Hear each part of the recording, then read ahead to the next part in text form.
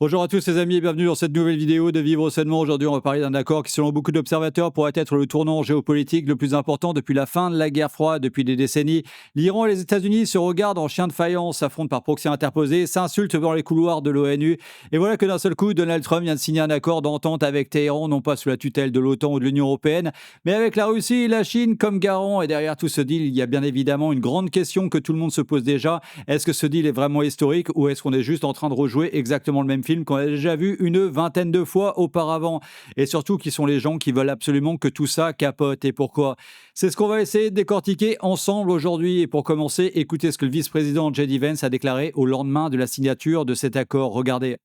Nous avons déjà signé l'accord par voie électronique hier et aucun fonds n'a été débloqué. Cela ne changera pas, Georges. Je le répète, c'est une question de résultat. Si nous voyons les Iraniens prendre par exemple des mesures pour éliminer leur stock de matières enrichies, alors oui, un allègement des sanctions s'en suivra.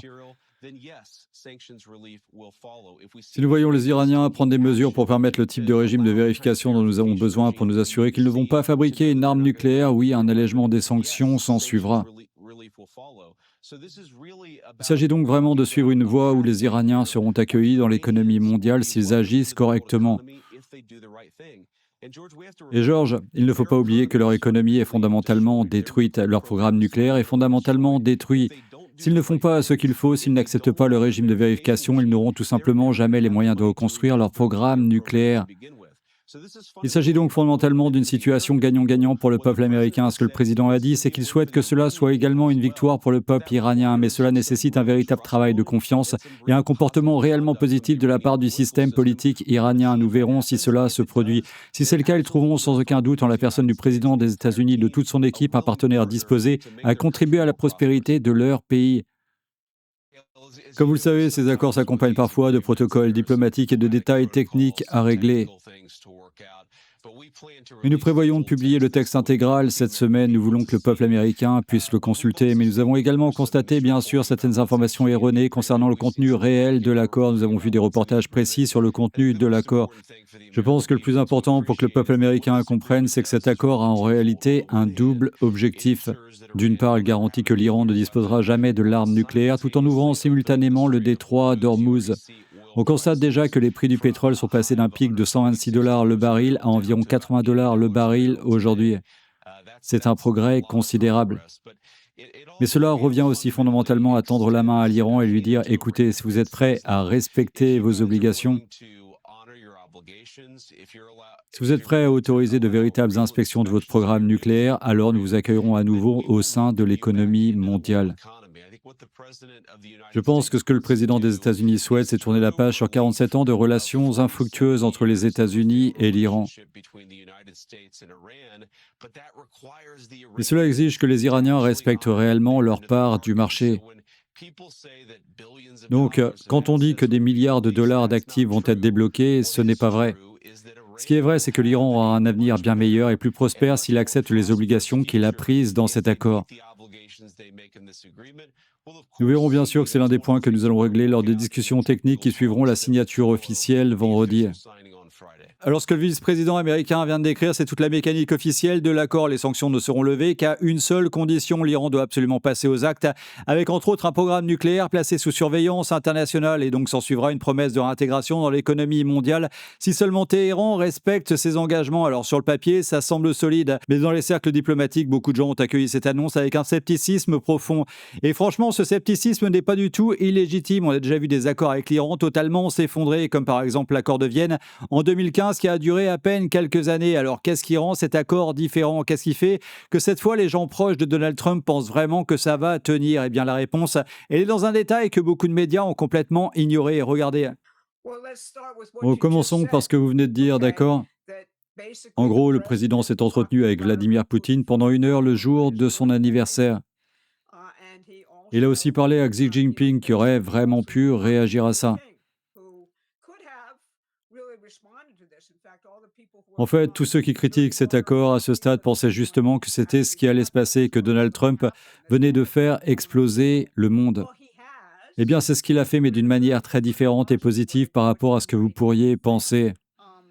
Donc oui, nous sommes en train de conclure un accord maintenant que nous avons obtenu certaines garanties d'un Iran très divisé et franchement vaincu.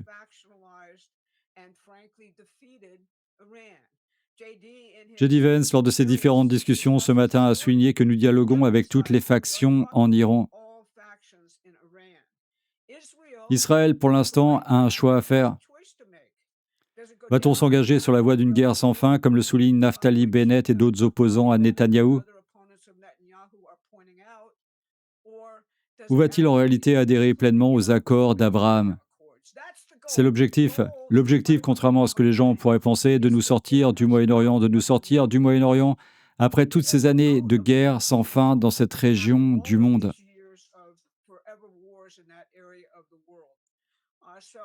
Je pense donc que c'est là où nous en sommes. De toute évidence, ce que J.D. Vance vient de dire, c'est que nous pensons que les Iraniens vont se conformer à l'accord. Nous aurons peut-être tort étant donné que le corps des gardiens de la révolution islamique est une bande de fanatiques, mais nous pensons qu'à l'heure actuelle, nous ne conclurions pas cet accord, réfléchissez-y, si nous n'étions pas d'une certaine manière assurés de la position actuelle des dirigeants iraniens et de ceux qui les soutiennent. Et je pense que lorsque nous aborderons ce briefing général, vous verrez la nouvelle configuration du monde que Donald Trump est en train de mettre en place. Et c'est complètement différent de tout ce que nous avons connu au cours de notre vie. Alors, ce qu'il faut comprendre, c'est que l'Iran qui signe cet accord aujourd'hui n'est plus l'Iran d'il y a 10 ans. Son économie a totalement été détruite, son programme nucléaire a été sévèrement frappé et ces différentes factions étatiques se tirent complètement dans les pattes aujourd'hui. Et c'est dans ce contexte de fragilité réelle que cet accord a été signé. Et c'est ce contexte que tous les grands médias occidentaux ont bien sûr largement sous-estimé ou volontairement ignoré. Mais pour vraiment saisir pourquoi cet accord provoque autant de résistance dans certains milieux, il faut prendre encore plus de recul parce que l'Iran n'est pas juste un pays avec lequel on négocie un traité nucléaire. Il faut juste se rappeler que depuis des décennies, l'Iran a été utilisé comme une pièce maîtresse dans un système de guerre perpétuel au Moyen-Orient par tout un empire qui en a profité très largement et que Donald Trump est en train de démanteler tout cet empire pièce par pièce. Regardez. C'est en quelque sorte la première guerre, entre guillemets, où l'on constate que Donald Trump n'a pas l'intention d'en faire une invasion qui durerait des décennies, voire des années. Il veut que cet accord soit signé, il veut que la paix s'installe dès maintenant. Suzanne, tu as des commentaires à ce sujet? Oui, eh bien, je voudrais juste souligner un point. Je veux dire, les gens qui regardent ça d'un point de vue plutôt neutre, tu vois, en se disant, bon, on n'a pas encore tout conclu, et qu'il reste des accords à conclure, etc., passent à côté de la dynamique réelle. À savoir que Donald Trump s'est attaqué à cela dans le but de briser complètement tout le paradigme impérialiste britannique mondialiste, pour lequel l'Iran était l'un des derniers grands intermédiaires en jeu. Il est en train de le retirer de la table. Il opère sur un champ de bataille très complexe, comme nous l'avons vu avec Israël, qui, vous le savez, il lance des bombes incendiaires à tout moment. La faction Netanyahou en Israël, à mon sens, est un autre intermédiaire qui va être écarté.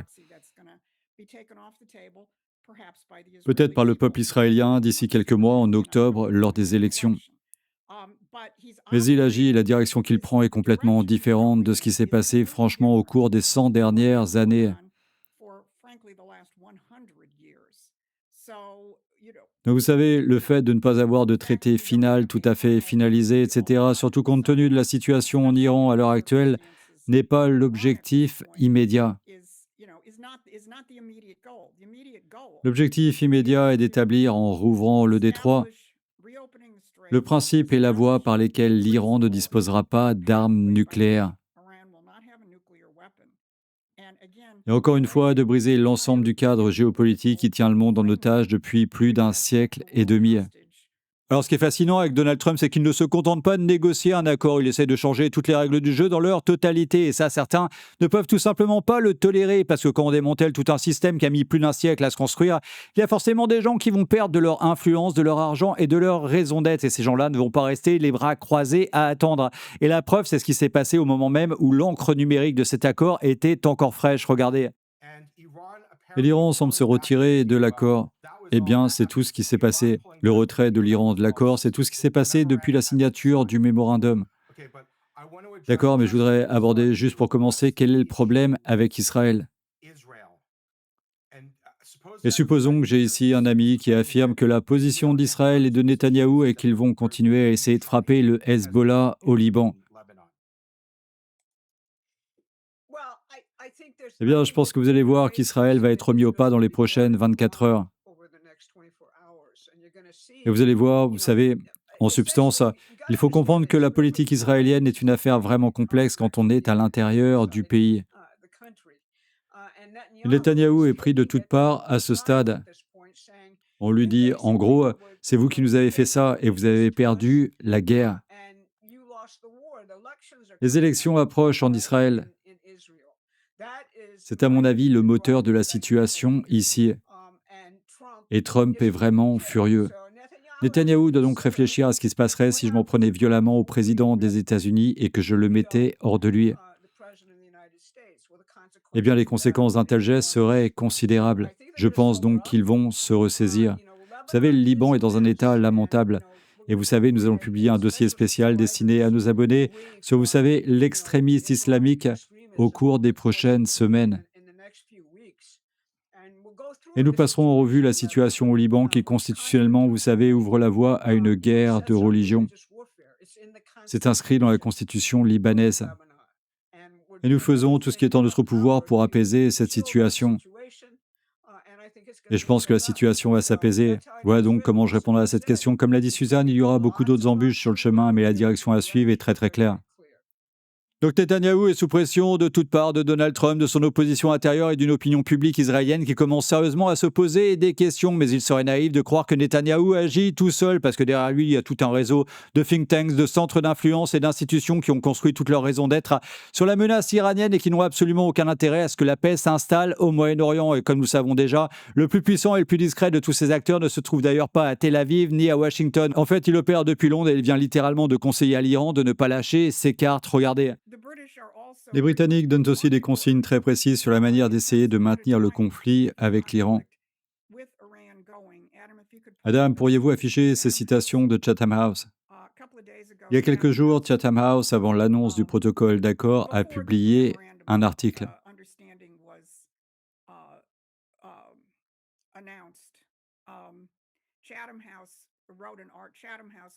Chatham House, qui est bien sûr le think tank impérial, a publié un document rédigé par l'un de ses membres.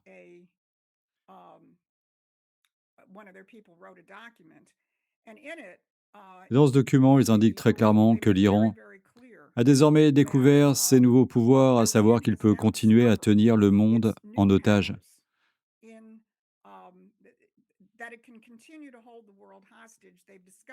Ils ont découvert l'ampleur des dégâts qu'ils peuvent causer en bloquant le détroit d'Ormuz. Et Chatham House dit en substance, à ce qu'il reste de l'Iran, soyez prêts à utiliser cela à nouveau. Ils ajoutent, préparez-vous également à attaquer les États du Golfe. Ce sont là deux nouvelles capacités que l'Iran a développées au cours de cette période. Et puis, bien sûr, le troisième aspect, l'autre facette de la question. Mais encore une fois, tout cela est de notoriété publique, c'est ce que je veux souligner. Et enfin, l'autre élément qui est connu, oui, il y a cette partie-là, la République islamique n'oubliera pas l'énorme levier qu'elle a acquis en fermant le détroit.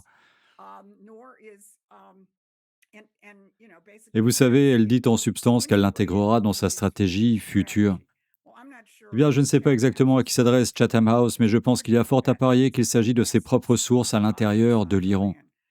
Alors Chatham House, pour tous ceux qui ne connaissent pas, c'est l'un des think tanks les plus influents au monde, fondé à Londres en 1920, dont les membres ont façonné dans l'histoire toute la politique étrangère britannique et américaine. Et bien évidemment, le fait qu'il conseille ouvertement à l'Iran de conserver tout son levier sur le détroit d'Ormuz en plein milieu des négociations de paix, je pense que ça en dit clairement long sur qui veut vraiment la paix et qui veut vraiment que le chaos continue. Et Donald Trump, lui, comprend exactement ce qui est en train de se passer. Il voit toutes les pièces se déplacer sur l'échiquier et à un moment donné, il a explosé. Regardez. Dans l'article d'Axios, je vais vous lire quelques citations. Trump a déclaré avoir été choqué lorsque ses conseillers l'ont appelé pour s'informer de la frappe israélienne à Beyrouth et il s'en est pris au Premier ministre israélien Benjamin Netanyahou. Je cite, « C'est tellement grave, je n'arrivais pas à y croire 1 heure avant la signature de l'accord. » Trump a reconnu que le Hezbollah avait attaqué Israël en premier, mais a souligné que cela n'avait causé aucun dégât et que personne n'avait été tué. Pourquoi Bibi a-t-il lancé cette putain d'attaque ? J'étais tellement énervé, je lui ai fait savoir qu'il n'y avait aucun putain de jugement. Je lui ai fait savoir ça. Donc je veux dire, on voit bien encore une fois, au grand jour, les forces qui s'opposent à Donald Trump sur l'économie, sur la résolution stratégique de ces conflits. Mais je tiens à souligner que toutes ces forces, qu'il s'agisse de Carney, des Britanniques ou de Macron, sont extrêmement faibles. Donc la colère de Donald Trump contre Netanyahou n'est pas juste émotionnelle, c'est aussi une posture politique très calculée parce que Donald Trump sait exactement dans quelle situation Benjamin Netanyahou se trouve en ce moment en Israël. En Israël, les élections approchent et la population est épuisée par des années de conflits et des figures majeures de la droite israélienne comme Naftali Bennett commencent à dire publiquement que Netanyahou a conduit Israël dans une impasse totale. C'est pourquoi Donald Trump ne fait pas que s'énerver. Les cartes qu'il détient en ce moment sont vraiment bien meilleures que celles de Benjamin Netanyahou. Regardez. Ce que Trump montre très très clairement, c'est qu'il détient plus de cartes politiques en Israël que Netanyahou. Et comme nous l'avons souligné, il y a des élections en octobre, il y a beaucoup de gens en Israël qui n'aiment pas Netanyahou. Ils veulent une enquête sur ce qui s'est passé le 7 octobre, ce qui honnêtement n'aurait jamais dû arriver. Ils veulent, vous savez, et une grande partie de la population israélienne souhaite en réalité la paix dans cette région et trouver des solutions. Comme ils voient que Donald Trump le fait actuellement et que personne d'autre ne pourrait le faire. Donc vous savez, Trump dit ce genre de choses. Dit ce genre de choses parce qu'il doit composer avec la politique intérieure israélienne, avec l'ensemble de la carte géopolitique du monde. Mais encore une fois, en partant du principe qu'il renverse plus de 100 ans de grands jeux géopolitiques impériaux et qu'il doit gérer ce qui se passe dans ce pays, avec ses factions sur le terrain en Israël, avec les problèmes au Liban, vous savez, tout ce à quoi il est confronté. Il aborde tout cela sous l'angle de cette révolution stratégique fondamentale et nous n'allons pas nous attarder là-dessus aujourd'hui, mais aussi économique, qui peut enfin vaincre le système impérialiste britannique une fois pour toutes. Alors ce que Donald Trump vient de démontrer, c'est qu'il n'a pas besoin de menacer Netanyahou ouvertement. Il lui suffit juste de laisser le calendrier électoral, faire son travail et au fond, ce qu'on vient de voir ensemble, ce n'est pas simplement un accord nucléaire de plus dans une longue liste d'accords qui n'ont jamais tenu. C'est une tentative réelle, concrète, de reconfigurer tous ces accords géopolitiques qui datent depuis plus d'un siècle, avec en face des forces considérables, des intérêts énormes et des gens qui ont tout à perdre si la paix s'installait vraiment au Moyen-Orient. Est-ce que tout ça va tenir? Honnêtement, personne ne peut vous répondre avec certitude, mais ce qui est sûr, c'est que les prochaines semaines vont être déterminantes dans la chute potentielle de l'Empire et l'arrivée du Nouveau Monde. Voilà, c'est terminé pour aujourd'hui. Alors sans aucune transition, je vais ouvrir une petite parenthèse. Si vous aimez mes vidéos, sachez que tout ce travail me prend énormément de temps et de recherche et YouTube ne me paye presque rien sur mon type de contenu. C'est donc grâce à vous, via Tipeee, que je peux toujours continuer à creuser tous ces sujets sans absolument aucune censure de ma part et même 1 euro par mois. Ça m'aide vraiment beaucoup. Ça me permet de payer tout le matériel, les logiciels et tout le temps nécessaire que je passe pour créer ces vidéos. Merci vraiment à tous ceux qui me soutiennent déjà. Vous êtes vraiment la raison pour laquelle cette chaîne peut rester totalement libre et indépendante. Voilà, cette vidéo se termine. Je vous aime très très fort les amis. Ensemble, on va tous y arriver. Si vous avez tous aimé cette vidéo, partagez-la sur tous vos réseaux sociaux. Cliquez sur j'aime, la cloche et s'abonner qui sont juste en dessous. Et à très bientôt pour une prochaine capsule sur Vivre sainement.